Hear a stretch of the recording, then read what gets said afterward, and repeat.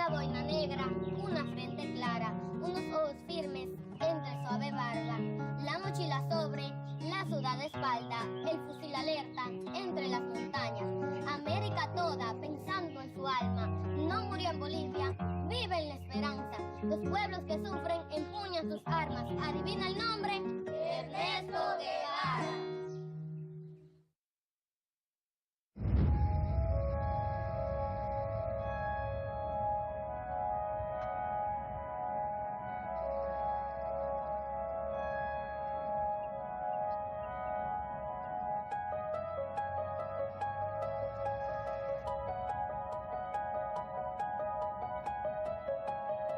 Estamos en San Francisco del Chañar, una de las localidades más antiguas de la provincia de Córdoba, en la República Argentina. Y esta es nuestra primera parada en un recorrido que en RT le proponemos hacer como si fuera una carrera de postas por los lugares más emblemáticos que visitó Ernesto Che Guevara. Varios corresponsales vamos a recorrer 6 países distintos buscando sus huellas, siempre imborrables.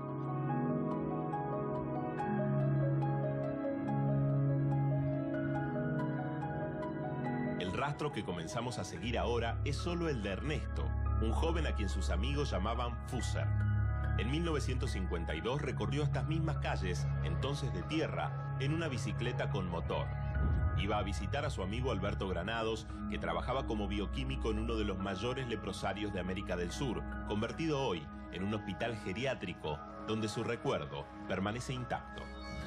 Hola. Hola, ¿qué tal, Adriana? ¿Qué tal? Buen día. ¿Cómo estás? Acá, en el hospital donde estuvo el Che. El Hospital del Che, de San Francisco. El Hospital del Che de San Francisco. La verdad que para nuestra institución es muy importante tener un espacio de memoria y homenaje a este gran patriota latinoamericano y líder cubano. Se dice que la primera vez que estuvo acá con Granados empezaron a delinear acá ese primer viaje por Latinoamérica. Sí, acá empezaron a soñar y bueno, acá es donde empezaron a delinear todo su trayecto y sus sueños, así es que esta casa tiene mucha historia.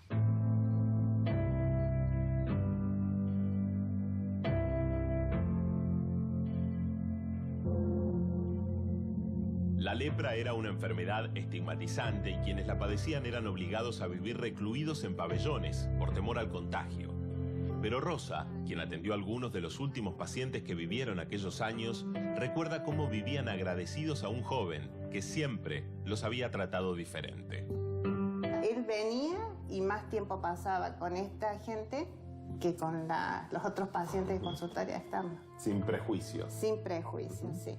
La historia de él quedó grabada en ellos así, como la gran persona más que todo. Más que revolucionario, esa persona, esa humildad, ese amor.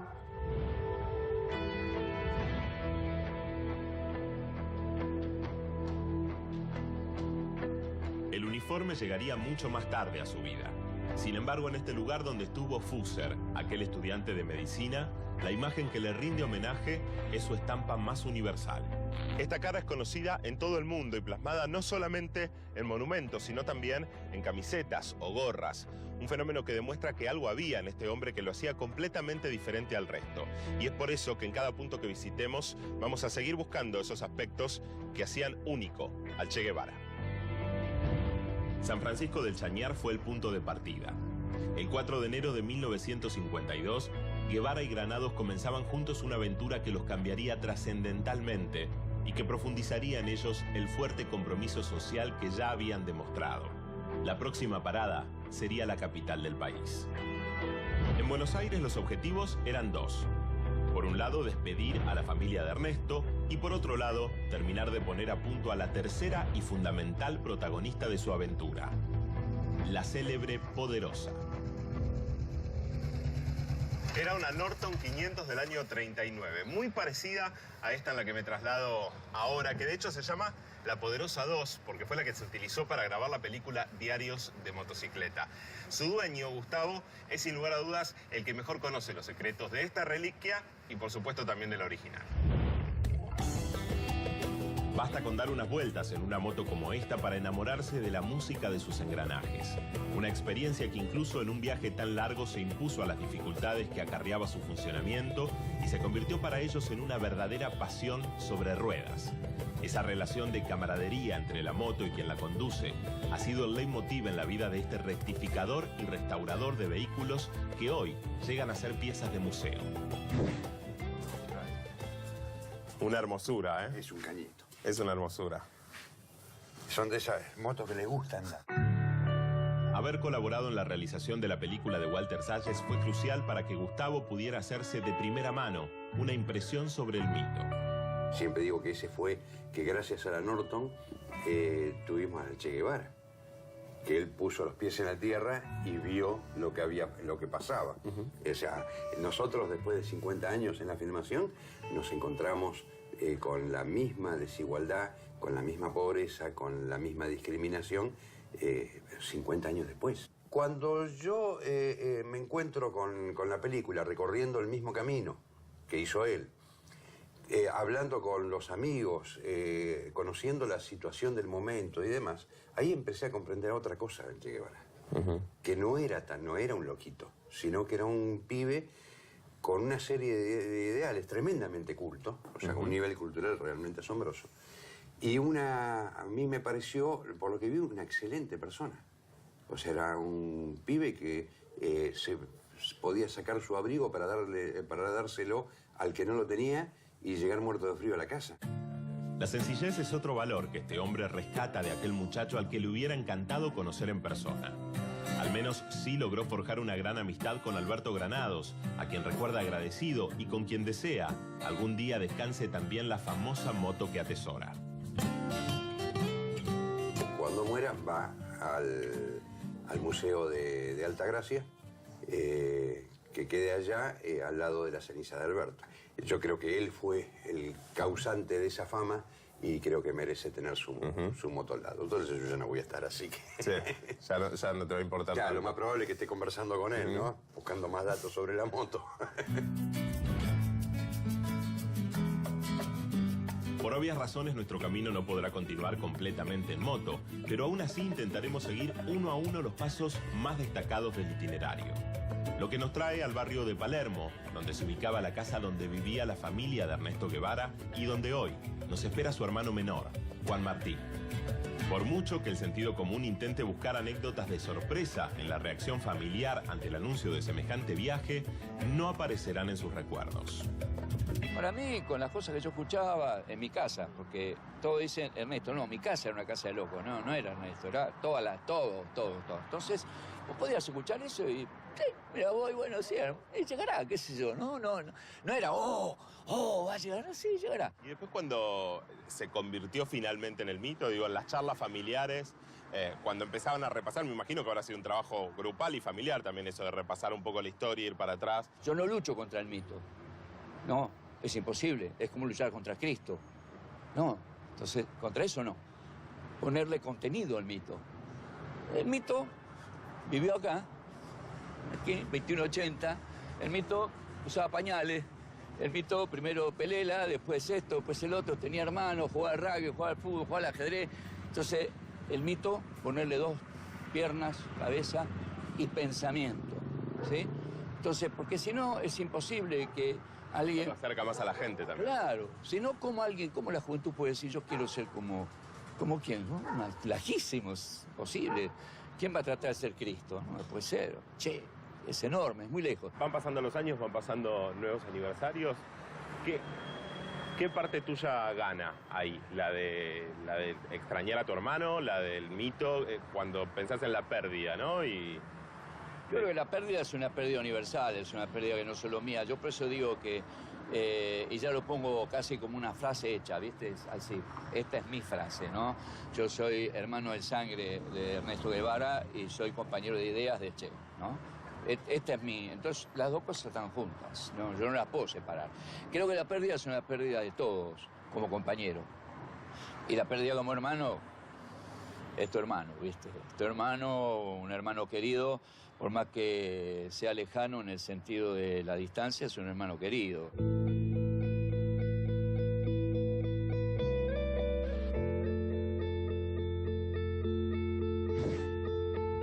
despedimos de Juan Martín Guevara en la misma vereda en la que su hermano despidió a sus padres hace más de 60 años. A pesar de su aspecto jovial, este hombre tiene más de 70 años y muchos rasgos en su rostro que permiten adivinar el parentesco con el Che, aunque este último no alcanzaría a cumplir los 40. Luego de la capital, Ernesto hizo un breve desvío hacia Miramar, una ciudad de la costa donde se despidió de su novia, una joven de la alta sociedad de la época. Y recién ahí entonces, tras haber cumplido con todos los compromisos afectivos, comenzarían a recorrer más de 1.300 kilómetros hacia los Andes. De esta manera, este primer viaje por Latinoamérica iba tomando rumbo definitivo.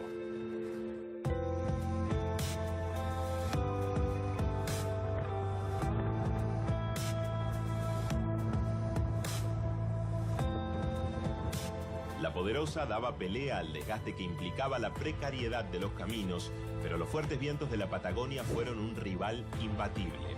Como resultado, los viajeros tuvieron que arrastrar la moto durante varios kilómetros, poniendo al límite sus voluntades y sus reservas.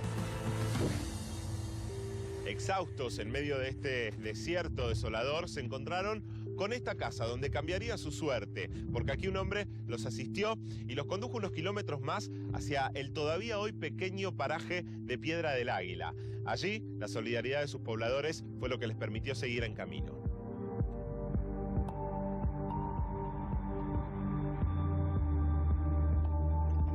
El padre de Cristina Echelainer era un estanciero que vivía con sus hermanos en esta casa donde los recibieron con cama y comida.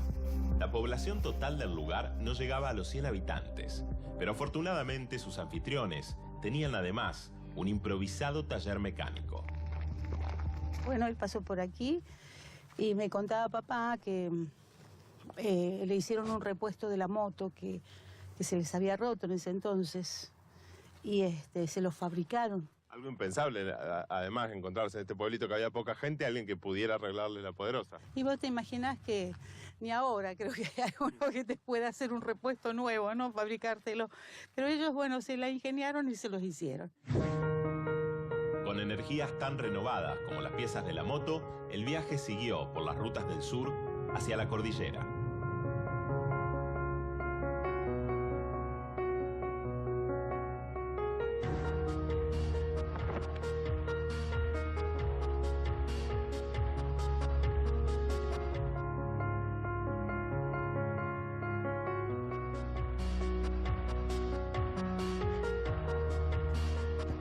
Recuperado y administrado por trabajadores del Estado, el Museo La Pastera del Parque Nacional Lanín permite hacer un recorrido por la historia completa del Che Guevara en el mismo galpón de madera que le sirvió a los amigos de refugio. Acá había solamente pasto. Pasto, exactamente. Un galpón donde se guardaba el forraje, el alimento de los caballos de parque, que arriba fue el lugar exactamente donde ellos duermen durante el tiempo que se quedan acá.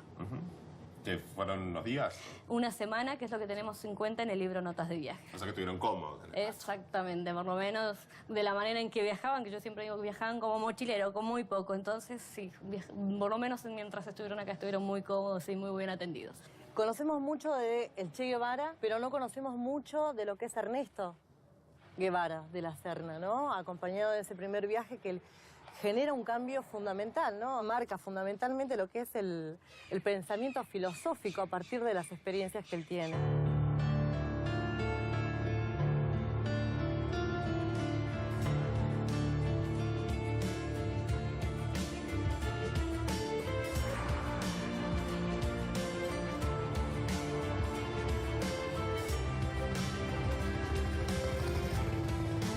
La Poderosa ya había recorrido más de 2.000 kilómetros, siendo testigo de los paisajes naturales más espectaculares en esta región del planeta. Pero era hora de un descanso de las rutas para realizar en lancha el cruce de los Andes por el Camino de los Lagos. La travesía era ahora oficialmente internacional. Esta es la maravillosa Puerta Grande por la cual Ernesto Guevara se abrió paso por primera vez al continente, cruzando una de las fronteras de la región. Esas fronteras que muy pronto en su cabeza iban a dejar de tener sentido, relegadas por la idea del destino de unión inevitable de los pueblos americanos.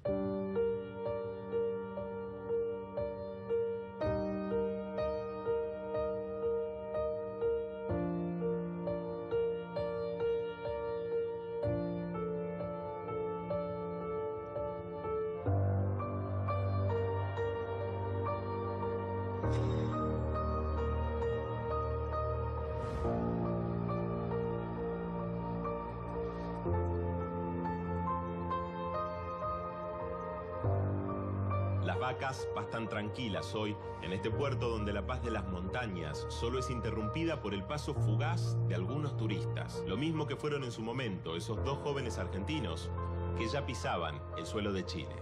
Parte de la travesía por este país fue un frustrado intento de llegar a la isla de Pascua y los siempre frecuentes episodios con La Poderosa, que en la capital, Santiago, volvió a averiarse y los abandonó definitivamente. Sin embargo, Ernesto y Alberto nunca se detuvieron y el viaje continuó según lo planeado, por los Andes hacia el norte.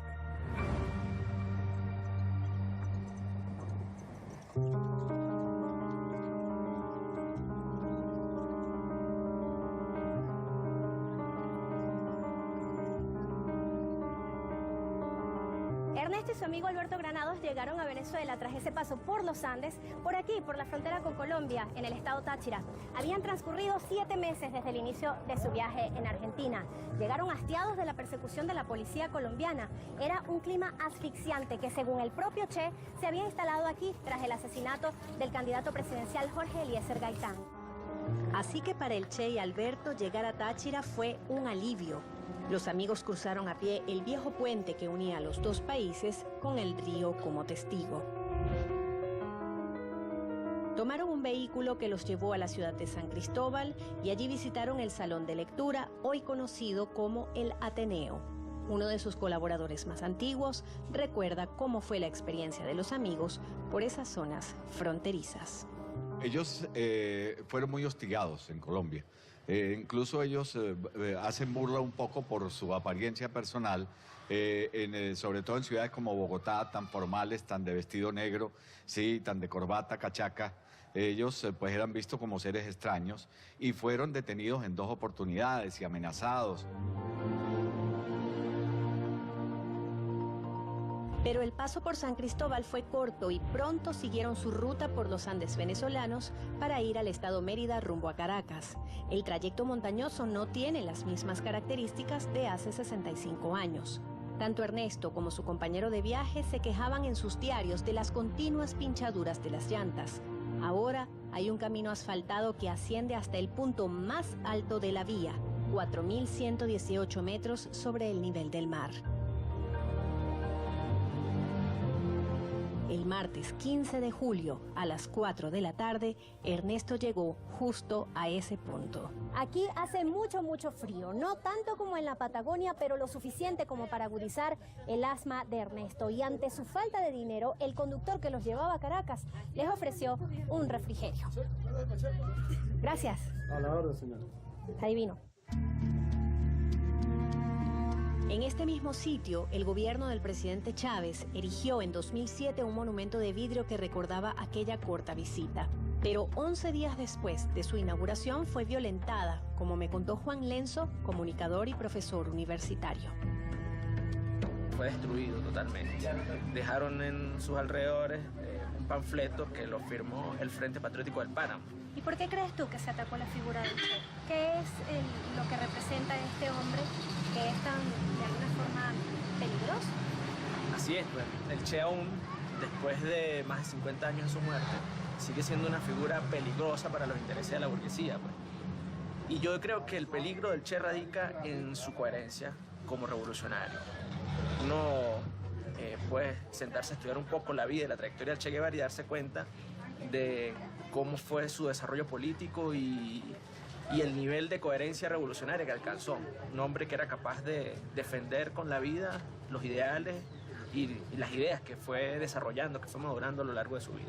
¿Nos llevas al sitio donde está el monumento? Sale. Vale.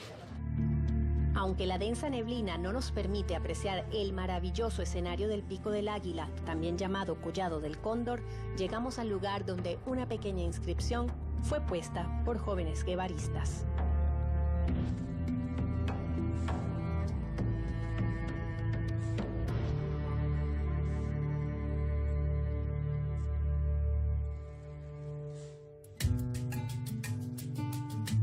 Y como humano, Ernesto no podía calmar su afección respiratoria con el frío gélido de la zona, por lo que necesitó tomar su medicina para el asma y durmió durante todo el trayecto hacia el centro de Venezuela. Hizo el recorrido por la carretera panamericana, literalmente dormido. Leyendo su diario, sabemos que al llegar a zonas más calientes, quienes le dieron la bienvenida fueron los zancudos enormes, típicos del ambiente tropical.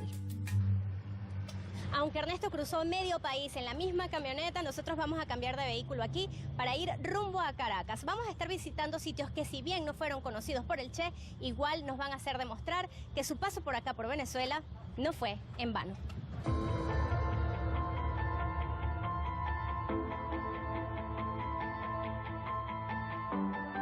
Cuando Ernesto llegó a la capital del país, se vio sorprendido por la enredadera de vehículos que se entremezclaban en sus largas autopistas y avenidas.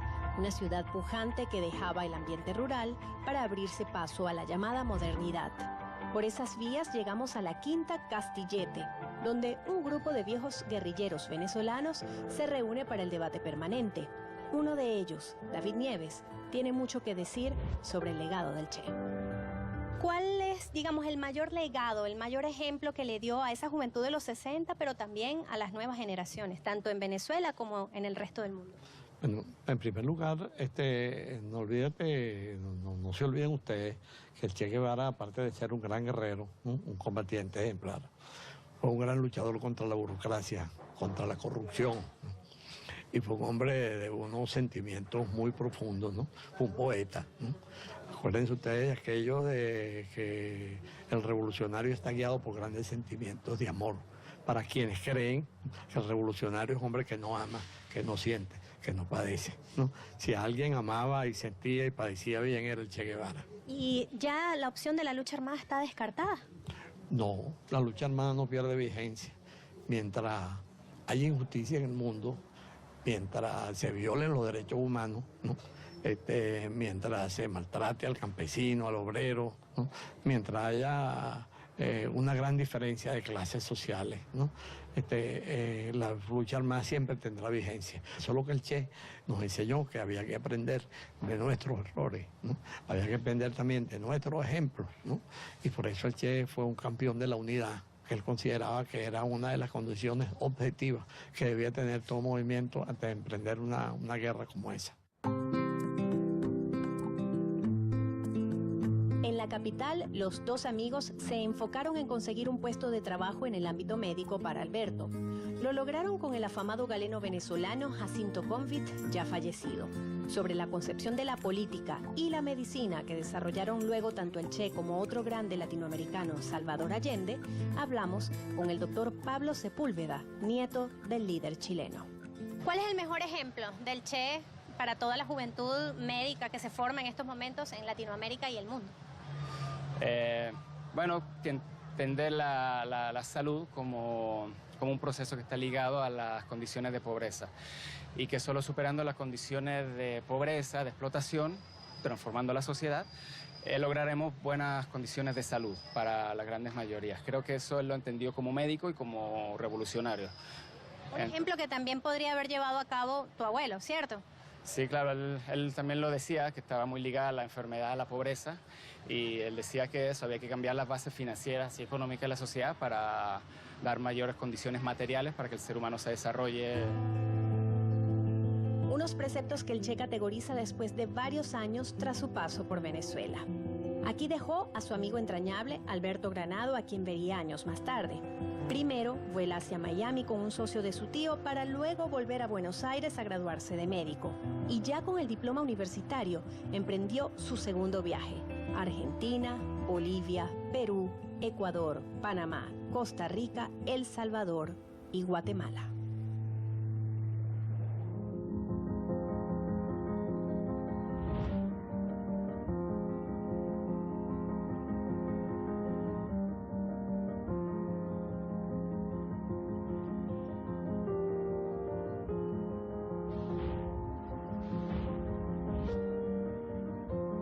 Tras meses de viaje por Centro y Sudamérica, Ernesto llegó a Guatemala, sin pensar que este país sería testigo de grandes cambios en su vida. Acompañado de Carlos Calica Ferrer, recorrieron estas calles en diciembre de 1953, días antes de Navidad.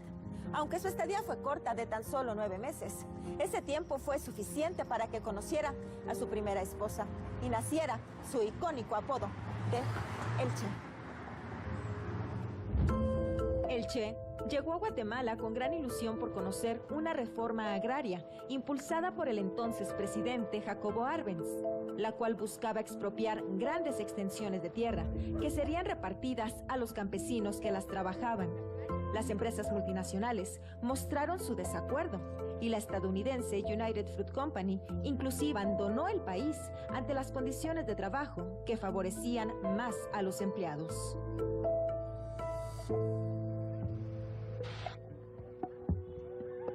Fue en esta pensión donde el Che pagó alrededor de 14 centavos de dólar por noche. Y hoy, por $9, yo puedo dormir en la misma cama que él usó hace más de 60 años en la habitación 21.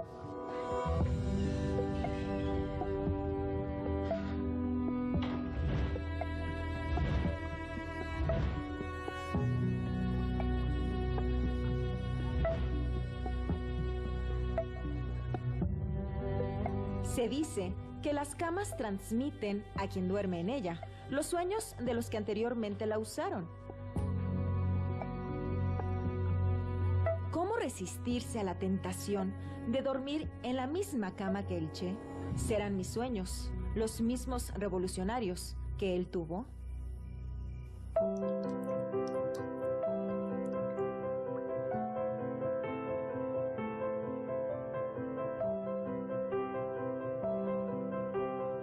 Los sueños del Che no invadieron los míos, solo llegaron los de aquellos que durmieron aquí después de la estancia de Ernesto Guevara.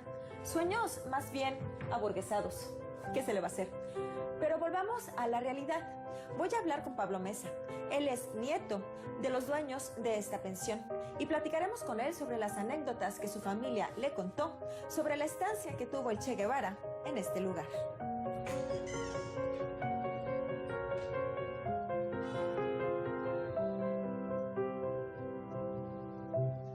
¿Qué más han conservado originalmente de cuando el Che vivió en esta habitación 21? Realmente solo esa, la cama fue la que hemos tratado de conservar para decir aquí durmió el Che, y hay mucha gente que le gusta dormir ahí en la habitación. ¿Te dicen algo cuando la gente despierta que tal vez soñaron con el Che? Que han sentido vibras. ¿Sí? Ajá, que ya cuando se despiertan se levantan con un positivismo.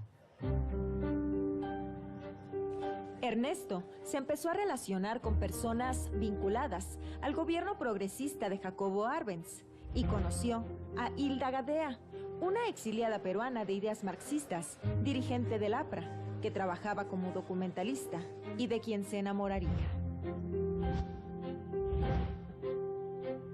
Hilda lo llevaría a conocer integrantes del movimiento 26 de julio, un grupo de cubanos que concordaban con las ideas de Fidel Castro. Entre ellos se encontraría Antonio Ñico López, uno de los asaltantes del cuartel de Moncada. Como resultado de ese encuentro, Ernesto adoptaría el famoso sobrenombre que hoy todos conocemos como parte de la leyenda, el Che. Y es en el restaurante El Portalito, uno de los lugares que frecuentaba Ernesto Guevara en Guatemala, en donde voy a conversar con el historiador Miguel Álvarez. Miguel, muchas gracias por estar con nosotros. Mucho gusto, va a ser un placer. Me gustaría comenzar preguntándote acerca del apodo del Che. Todos sabemos que, la historia marca que aquí nació. Pero ¿qué hubo detrás? Tengo entendido que también había habido otro apodo antes de que se hiciera famoso el del Che. Sí, precisamente por la forma en que él había dormido en Guatemala, porque no siempre estuvo en la pensión Mesa o en alguna casa que le brindaba el abrigo. Se quedaba en el suelo y a veces se quedaba en algo que le daba una tonalidad verde. Él era muy blanco. Y es así como le pusieron un apodo muy local, Mil Tomate, que en Guatemala es el tomate verde. Y después de ahí, ¿cómo es que se queda el apodo del Che? ¿Cómo es que porque vienen los cubanos del movimiento del cuartel Moncada y precisamente esa relación que va a ser muy, muy especial y el trato que va a tener con ellos y especialmente con Ñico López es donde viene el apodo clásico y que ha llegado hasta después de la muerte, Che. Por ser argentino. Por ser argentino. Porque era argentino.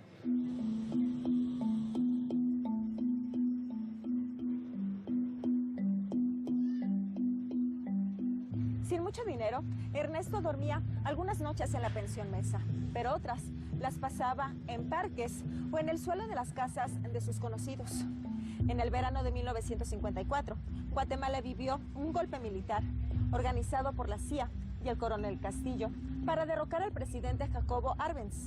Las ilusiones del Che por una revolución socialista comenzaron a desvanecerse. Ese momento en la vida del Che resultó ser decisivo. Precisamente aquí en Guatemala, reflexionó mucho sobre cómo debía ser la táctica y la estrategia revolucionaria. Pocos conocen mejor esa época que Roberto Antonio Wagner. Si algo hay que reconocerle, por ejemplo, a una figura como Arbenz fue que tenía un proyecto, una visión de nación que el guatemalteco común y corriente entendía muy bien. Apoyar la infraestructura, un desarrollo económico que pasaba, digamos, por un desarrollo que era, digamos, pequeñas comunidades, pero que pudieran tener acceso a salir a puertos, a salir, digamos, tenemos el acceso al Atlántico, al Pacífico, una visión más estratégica, integral del país, pero que era muy fácilmente entendida por los guatemaltecos. Estas calles ya no cuentan con las marcas de los bombardeos y tiroteos que llevaron a Arbenz a renunciar a su cargo, culpando públicamente a United Fruit Company y al gobierno estadounidense de los ametrallamientos. Este golpe de Estado dejaría en Ernesto un aprendizaje clave que plasmaría en una carta a su madre: la liquidación del ejército como el verdadero principio de la democracia. Después de ese golpe de Estado, Hilda Gadea fue detenida. Ante lo sucedido, Guevara y otros simpatizantes de izquierda pidieron refugio en la Embajada de Argentina.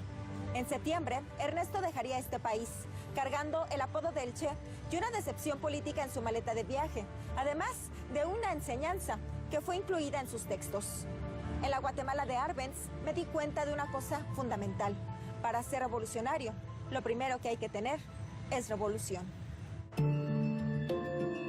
Hilda fue liberada pocas semanas después y emigró a México. Después de estas vivencias, Ernesto entendió claramente que la revolución debe saber defenderse. Una lección muy bien aprendida. Aunque algún tiempo después, ya en Cuba, habría opiniones divididas sobre la dureza que usaba en contra de los enemigos de la revolución. Pero eso ocurriría más tarde. Y ahora de Guatemala, el Che marcharía a México para tener un encuentro con sus amigos cubanos y el amor.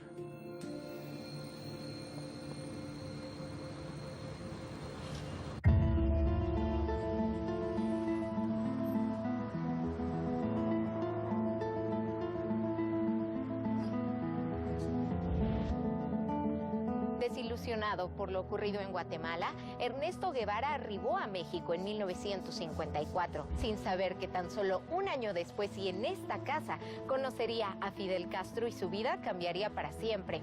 Antes de este acontecimiento, el recién apodado Che no sabía lo que le depararía este país. Llegó con poco dinero y sin documentos oficiales a rentar un cuarto de servicio en el centro de la Ciudad de México.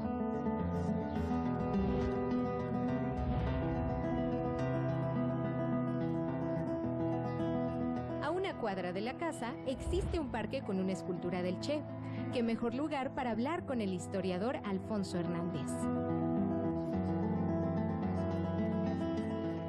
Alfonso, ¿cuál es la historia de esta colonia respecto al Che Guevara? ¿Por qué llegó aquí a conocer a Fidel?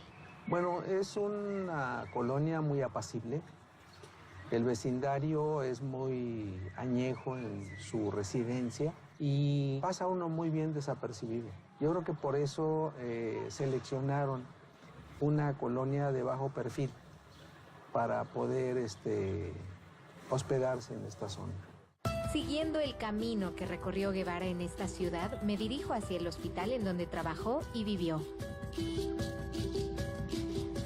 Algo a lo que seguramente no tuvo que enfrentarse el Che mientras vivía en México era a este congestionamiento vial que puede duplicar y hasta triplicar los tiempos de traslado. Pues de acuerdo a cifras oficiales, actualmente hay cerca de 5 millones de coches circulando en la capital mexicana. Al tener ya un título de médico, la opción era revalidar sus papeles en este país. Los trámites hoy tienen un costo de $58 aproximadamente y requieren, entre otras cosas, un documento migratorio de residente temporal, algo con lo que no contaba el Che.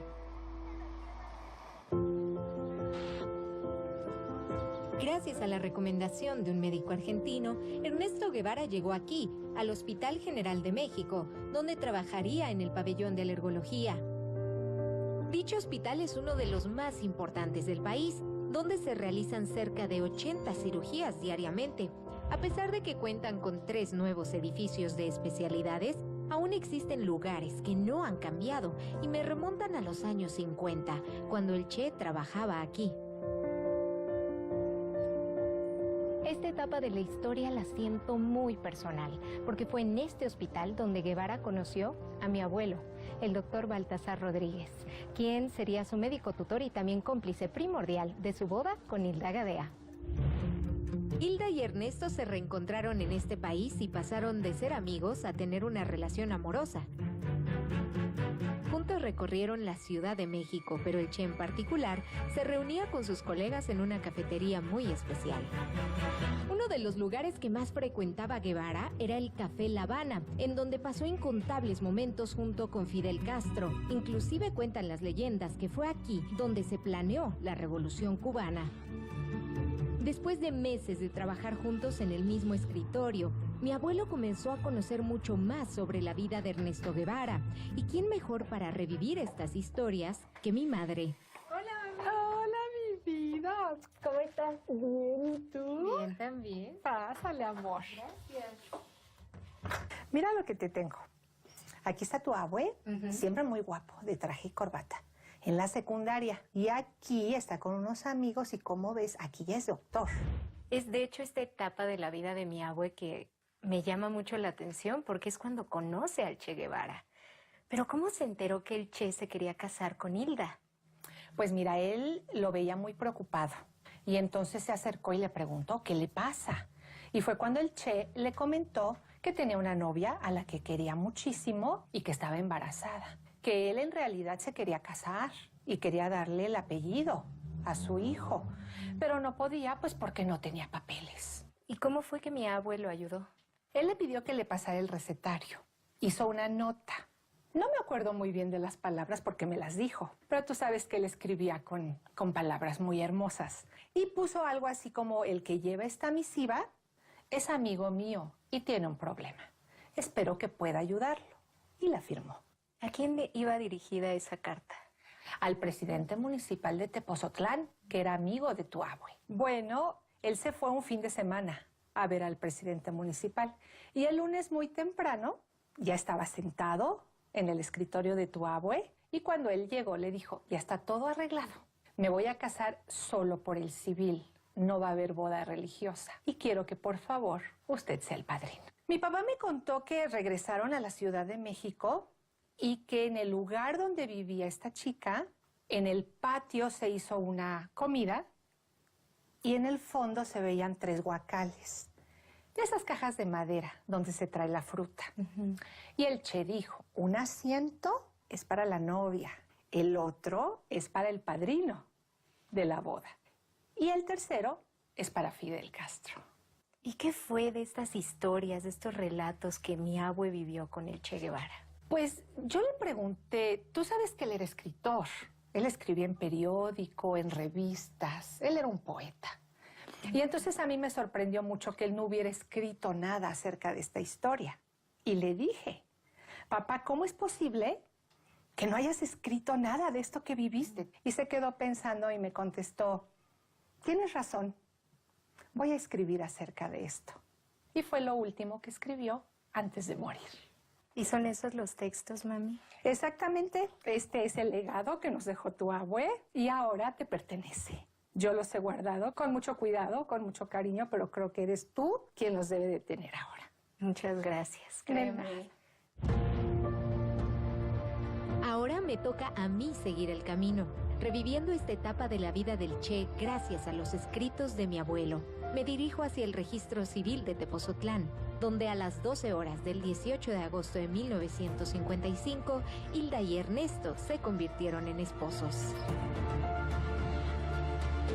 El acta que firmaron los entonces contrayentes se encuentra hoy en día muy resguardada por su valor histórico, pero tenemos una oportunidad única de acercarnos a este documento. Me encuentro junto al acta de matrimonio original de Ernesto Guevara e Hilda Gadea. Podemos observar aquí las fotografías de ambos personajes y en la parte trasera de acta la firma original de Ernesto El Che Guevara y de mi abuelo, Baltasar Rodríguez. Le pregunto al cronista Gaudencio Neri si en aquel entonces era tan fácil que dos extranjeros se casaran en México. La circunstancia se pone de su lado, aprovechando de que está un presidente municipal, que creo que en todas las lenguas se entiende que quiere uno decir imbécil. Sí, es que no supo ni a quién casó. No solicitaron ningún documento cuando es obligación por la Secretaría de Gobernación de este país solicitar todo tipo de identificación para cualquier trámite, no precisamente para contraer matrimonio. ¿Cree que sería posible que Ernesto Guevara se casara hoy en día con todas las barreras legales que eso involucra? No, definitivamente no. De por sí, la declaración en esos casos del registro civil es bajo protesta de decir verdad. Entonces, por eso hoy la Secretaría de Gobernación, a través de sus organismos, exige que se demuestre precisamente lo que se pretende. No se puede ya nada más al azar como antes, ¿no?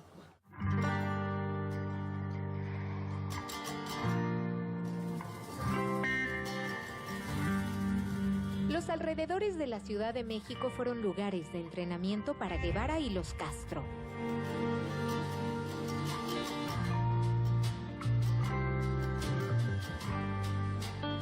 Ahora 30 aproximadamente se encuentra el Popocatépetl, uno de los lugares preferidos del Che para acondicionamiento físico y montañismo.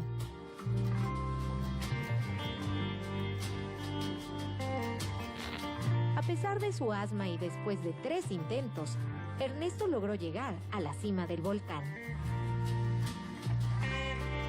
Leo en estos textos que el Che acampaba en esta zona los fines de semana y en algún momento invitó a mi abuelo a venir, pero la propuesta fue rechazada.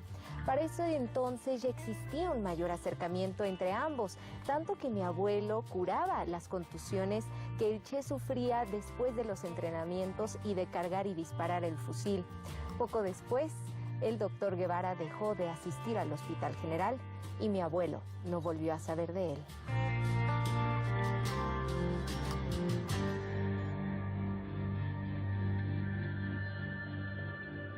Son cerca de 4 horas en autopista de la Ciudad de México hacia Tuxpan, localidad desde donde zarparon el Che, Fidel y otras 80 personas. En aquellas épocas, el traslado era de 7 a 8 horas aproximadamente.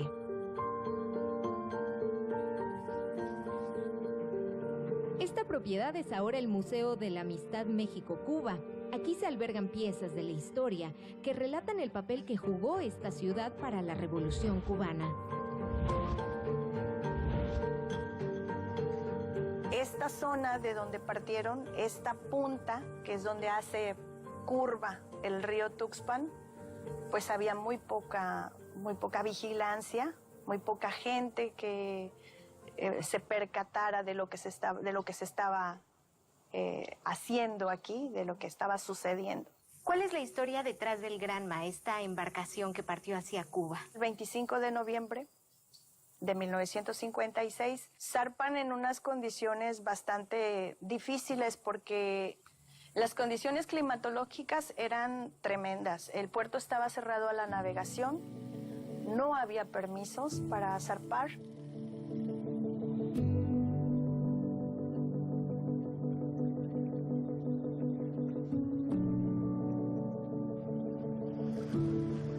No solo llegar a Tuxpan sería un gran desafío.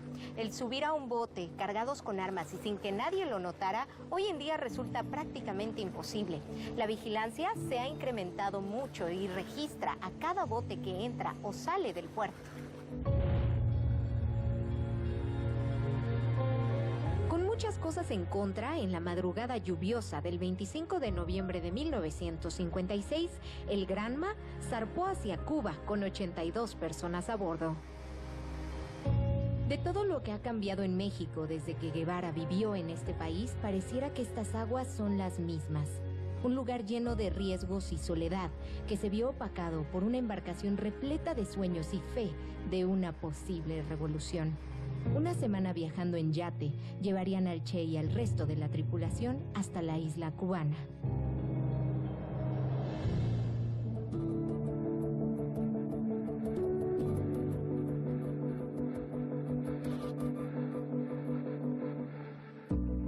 Tras una difícil travesía por el mar Caribe, Fidel, el Che y sus compañeros llegan a Cuba precisamente por este lugar, por Los Cayuelos. Esto fue el 2 de diciembre de 1956, exactamente a las 5:30 de la madrugada. Esperaron una hora para comenzar el desembarco y atravesaron estos manglares. Lo que vino después no fue más fácil que la travesía que sostuvieron.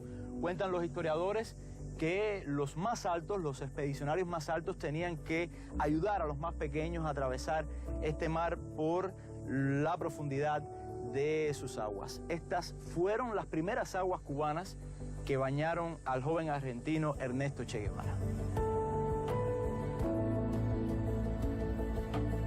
Lo que más impresiona a primera vista es el enorme manglar de 1,5 kilómetros de distancia antes de llegar a la costa. Según cuentan los protagonistas, el recorrido duró más de 5 horas y tuvieron que abandonar la mayor parte de sus pertenencias en los pantanos y en esta tupida vegetación llena de mosquitos y medusas. Pero Los Cayuelos es solo el comienzo de nuestro recorrido tras las huellas de quien bautizaría en estas tierras como el guerrillero heroico. Durante el trayecto es usual ver sus fotos y frases en lugares públicos, pequeñas escuelas rurales o centros médicos. Son muchas las huellas dejadas por el Che en estos pequeños pueblos cercanos a la Sierra Maestra, como también las historias de personas que lo conocieron en vida. El panorama aquí es ahora muy diferente al que conoció el joven argentino. Entonces, los campesinos no sabían ni leer sus nombres y muchos morían por la falta de asistencia médica. Cuando Eugenio Medina era casi un adolescente, su padre ofreció su granja al ejército rebelde para establecer una comandancia. Muchas veces escuchó al Che decir que la revolución cambiaría aquella terrible realidad. No le creían. Eso no podía ser, lo que él decía de escuela para todos los niños, de hospitales y demás. Era muy claro, los campesinos cuando nos reuníamos decían, no, la idea es buena, pero eso no puede hacer nadie. Porque ¿quién va a tener esa posibilidad de formar escuela por donde quiera? Oiga, pues fue verdad, ¿sabes?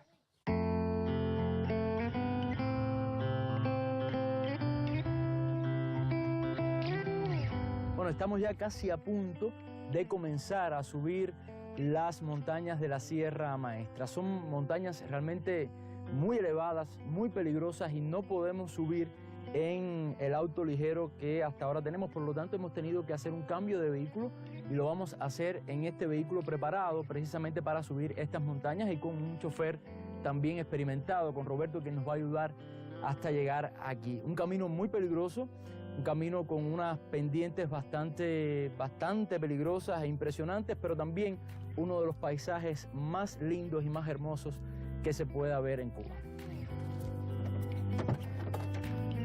Más de 2 horas sobre ruedas, pendiente arriba y con sumo cuidado. Un resbalón o algún problema mecánico puede ser mortal en algunos tramos del recorrido. La carretera llega hasta un punto, luego nos esperan 4 horas de senderos. Por estos caminos anduvo quien fue inicialmente el médico de la guerrilla y después se convirtiera en el primer comandante del ejército rebelde. Por fin llegamos a un lugar especial, la casa de Fidel en la comandancia de La Plata. Hasta aquí llegaba el Che todas las semanas para reunirse con su amigo y jefe y recibir orientaciones de la guerra. Uno de nuestros guías lo conoció cuando era niño. Tomando un descanso, nos cuenta cómo imagina el Che si estuviera vivo. Me lo imagino como lo vi. como lo vi cuando la construcción de la ciudad escolar Camilo y Cienfuegos, porque yo fui Camilito de la ciudad escolar, yo fui también estudiante de la ciudad escolar Camilo y Cienfuegos. Y se veía el Che trabajando normal como un trabajador más. No era una persona que decía las cosas sin él, si él no podía hacerlo. El Che dejó recuerdos profundos en estas montañas, cumplió funciones más allá de sus responsabilidades militares. Por ejemplo, organizó el apoyo de los campesinos de la zona a la causa revolucionaria, alfabetizó a muchos de sus compañeros que no sabían leer ni escribir, creó un grupo de estudios sobre la historia del país, incluso editó un periódico y fundó una emisora de radio mediante la cual la voz de los rebeldes llegaba al pueblo. Una de las tareas más importantes que Fidel le dio al Che fue la invasión a Occidente, un recorrido a lo largo de toda la isla que tuvo en la batalla de Santa Clara uno de los hechos más importantes. Para seguir sus pasos, dijimos adiós a la Sierra Maestra y partimos rumbo a esa ciudad del centro del país.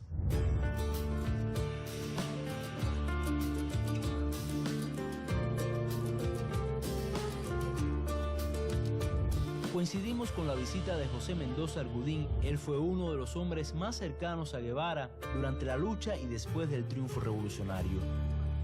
En Santa Clara fue un gran estratega, no solamente en dirigir, sino en organizar el combate. Él coordinó con los clandestinos aquí, que fue lo que hicieron posible de la toma de la capital, de la provincia.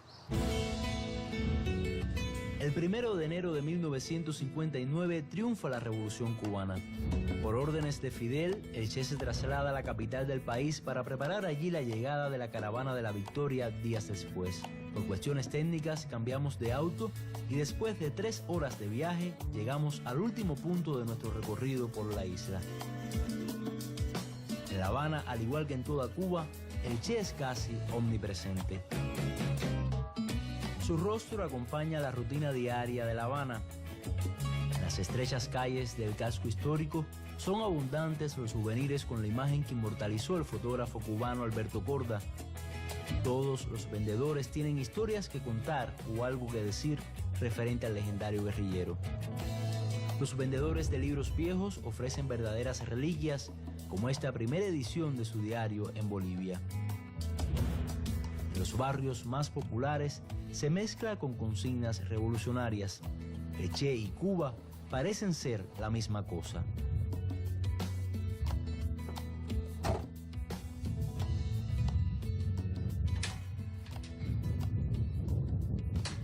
Hola María, qué bueno verla. Una vez más, bienvenido.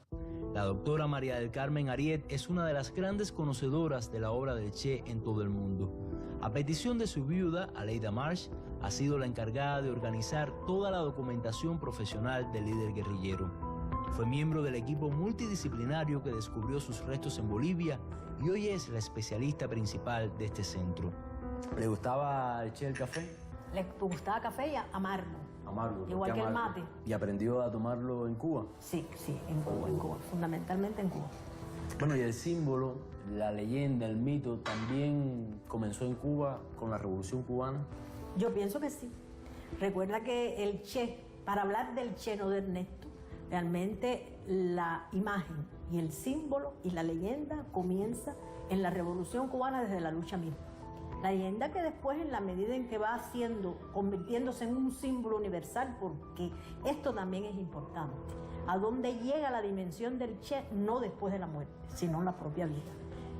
Se convirtió en un líder internacional, político, de alto renombre, que se distinguía dentro del proceso revolucionario, su concepción y su formación teórica, las verdades que decía, la manera en que actuaba. Bueno, también está la otra parte, es decir, esos poderes que han intentado mostrarlo, un guerrillero heroico, sino como incluso un asesino, un criminal, como un aventurero, como un bandido. Cuando lo matan, que quieren enterrar ese mito que estaba renaciendo, de pronto se percataron que a pesar de la barbarie cometida, ese hecho en sí lo que hizo fue incrementar y crecer el espacio del mito, del símbolo y la leyenda. Y aquí comienzan los problemas. Había que vulgarizar y desvirtuar ese mito, porque se convirtió en obsesión y ahí empiezan a producirse cosas en negativo como es de las propias películas que se hicieron muy malas, biografías, y este tema de la biografía es muy importante. Sobre eso quería preguntarle también sobre la comercialización de la figura del Che. En cierto modo, nosotros nos puede satisfacer, esa es la gran contradicción, nos puede satisfacer el hecho de que esa imagen recorre el mundo.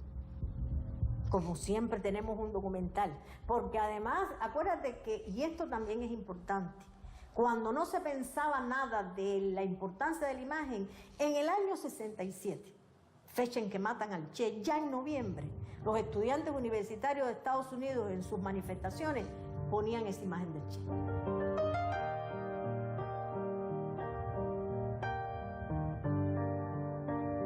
Aleida Guevara March siguió los pasos de su padre, se graduó de medicina y hoy ejerce como pediatra. Es la vocera, la cara visible de una familia que no le gusta exponerse a los medios ni a la vida pública.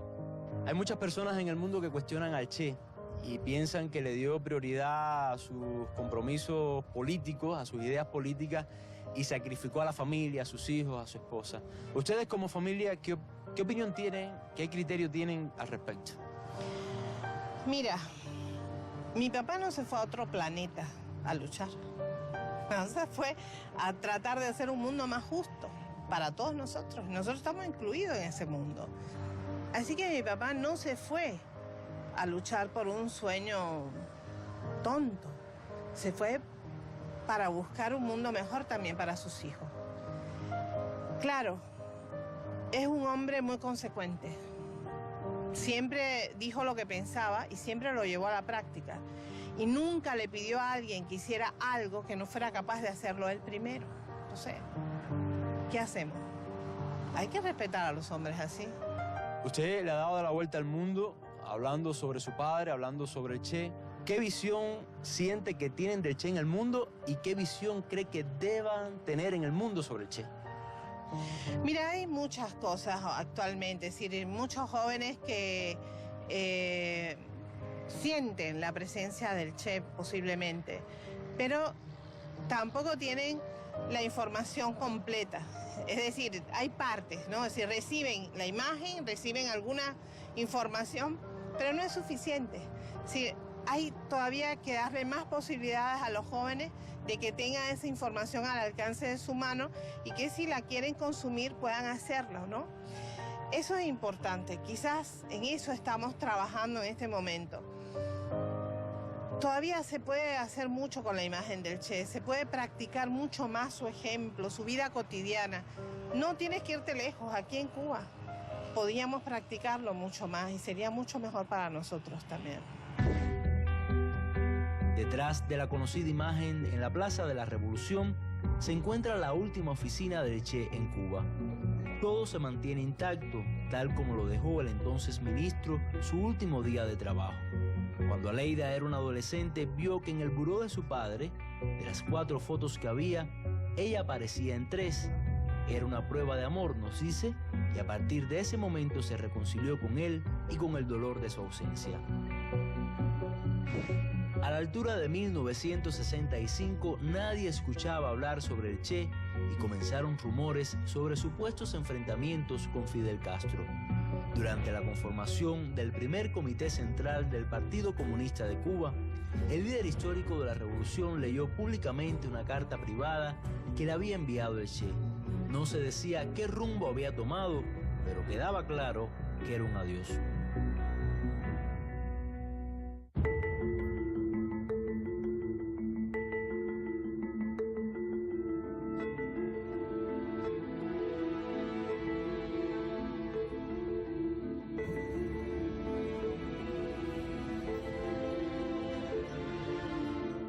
A mediados de la década del 60, el Che pensó en un nuevo objetivo de lucha. Bolivia estaba en sus planes y se trasladó desde Cuba hasta estas tierras para iniciar lo que sería su último intento por lograr un mundo más justo. La pregunta obligada a responder es ¿por qué Bolivia? Para ello, iremos hasta la Fundación Che Guevara, aquí en Santa Cruz de la Sierra.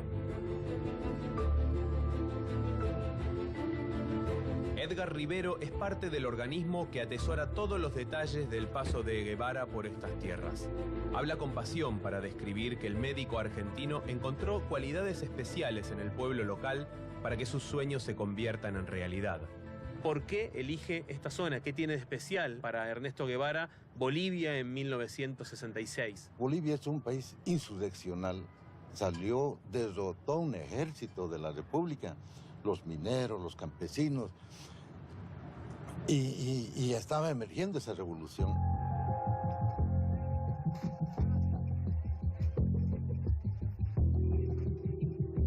Si el Che hubiera caminado estos pasillos, habría pasado completamente desapercibido. Calvo y sin su característica barba, entregó un pasaporte con una identidad falsa. Bajo el nombre de Adolfo Mena, ingresó por La Paz y varios hombres fueron sus enlaces en este país. Hugo Lozano es uno de ellos y relata a la perfección cómo fue ese primer encuentro. Nunca imaginé que esa expresión de mano haya servido para infundir confianza a una personalidad como era el comandante Che Guevara. ¿Cómo lo define el Che en pocas palabras? Un héroe de nuestros tiempos, todos lo admiramos, todos, al menos propios y extraños lo admiramos. La valentía y la entrega que se dieron a hacer realidad sus ideales nos ha contagiado a mucha gente. A mis 80 y tantos años yo sigo admirándolo y sigo pensando que ha sido acertada su decisión.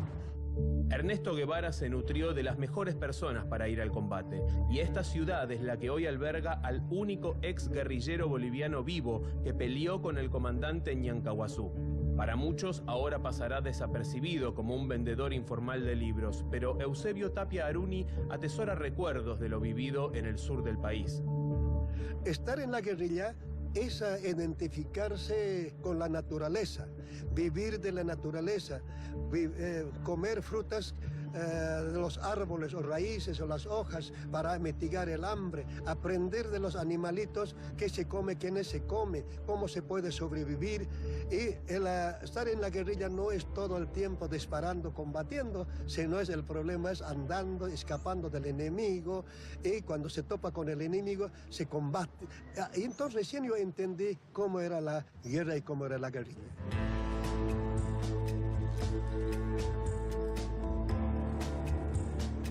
Es tiempo de dejar la ciudad.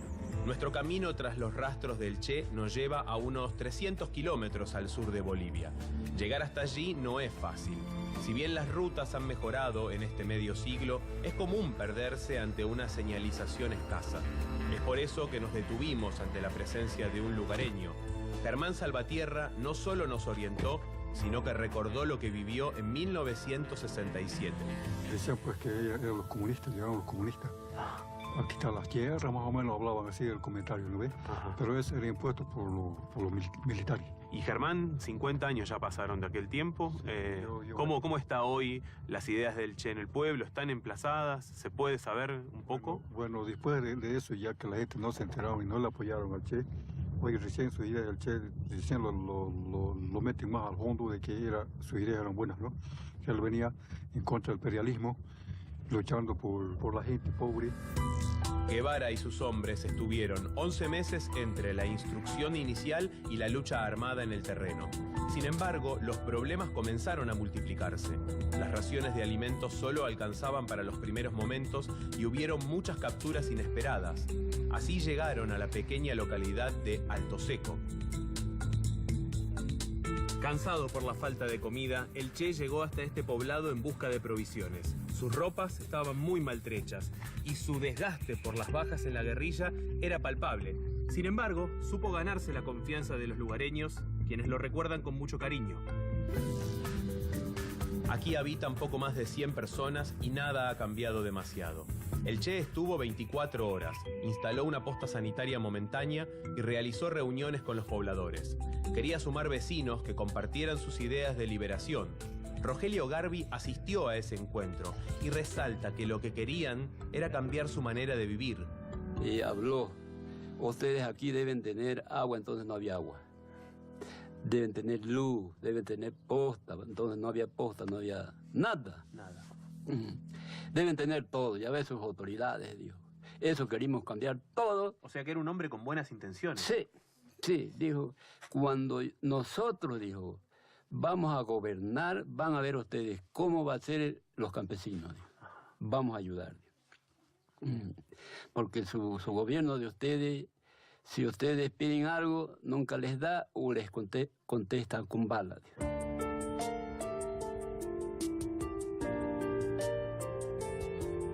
Al dejar Alto Seco, volvieron a la montaña sabiendo que prácticamente estaban acorralados.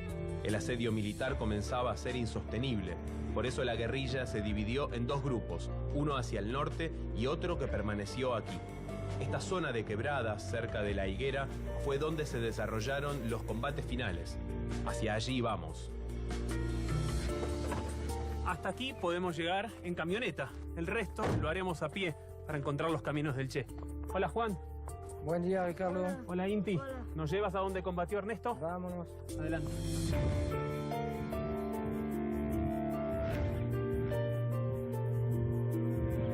Juan Lebras es un francés que vive aquí hace 15 años. Conoce cada rincón de lo que fue el hogar del Che en Bolivia.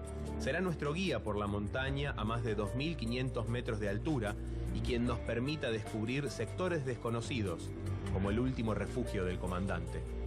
Para acceder a ese territorio hay que avanzar por pequeños senderos sin huellas claras. Es necesario deambular durante varias horas, cruzar arroyos, escalar algunas piedras y atravesar vegetación espinosa. Aquí estamos en la Quebrada San Antonio. Hemos llegado a la Quebrada San Antonio, al último acampamento del Che, donde ellos tomaron presa la doña Epifania La Cabrera. ¿Por qué Juan genera tanto atractivo el Che 50 años después de su muerte? Pero creo que el Che es un símbolo de la antiglobalización, mismo de la desglobalización. Por eso que ahora que hablamos más y más de desglobalización, la gente se interesa a las ideas del Che primero.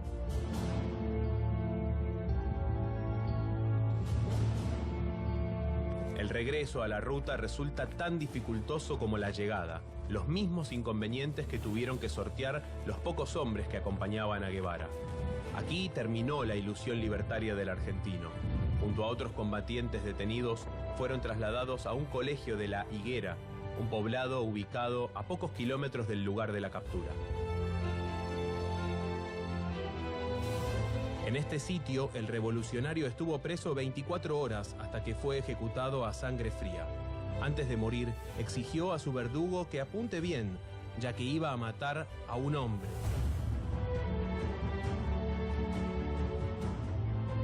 Hoy este lugar le rinde homenaje con recuerdos de su lucha. Un museo que es orgullo de los pobladores de La Higuera. El pueblo mantiene sus casas bajas y el reconocimiento al médico argentino en cada calle. Poco tiempo después del asesinato del Che, el ejército boliviano trasladó su cuerpo a la ciudad de Valle Grande, ubicada a unos kilómetros de La Higuera. Seguimos ese mismo camino para conocer el sitio donde el revolucionario argentino fue expuesto como un trofeo de guerra. Esta es la lavandería donde muchos bolivianos pudieron ver el cuerpo de Ernesto Guevara luego de su asesinato. El objetivo de las autoridades militares era demostrar lo que le sucedería a quienes mantuvieran ideas revolucionarias. La intención era que la macabra imagen del Che muerto recorra el mundo para amedrentar cualquier intento de sublevación. Los locales aún recuerdan cómo hace medio siglo la CIA se instaló en este lugar para llevar a cabo una operación especial de captura de Guevara. Por las mismas calles que hoy recorren los turistas, caminaban agentes y patrullas militares infundiendo miedo y rechazo a la guerrilla.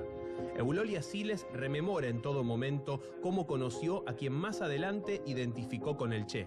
Y nos llevaron a mirar, nos hicieron formar fila india y llegamos a la lavandería y solamente hemos hecho una pasada. Llegamos y estaba la lavandería ahí y hemos dado una vuelta y otra vez afuera. Nos decían que era un guerrillero que vino a Bolivia bueno, era cuestiones de política, ¿no? Como enemigo en ese entonces al gobierno.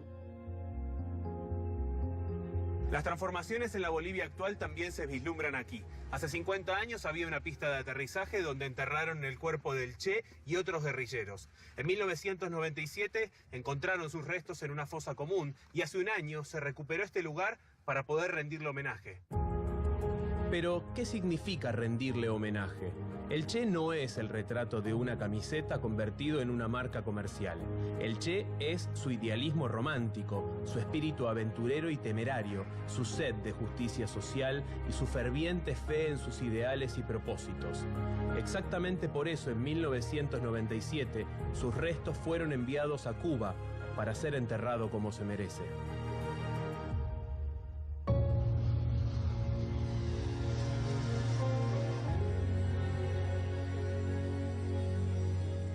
Gracias, Che, por tu historia, tu vida y tu ejemplo. Como ves, esta tierra, que es tu tierra, este pueblo, que es tu pueblo, esta revolución, que es tu revolución, hasta la victoria siempre.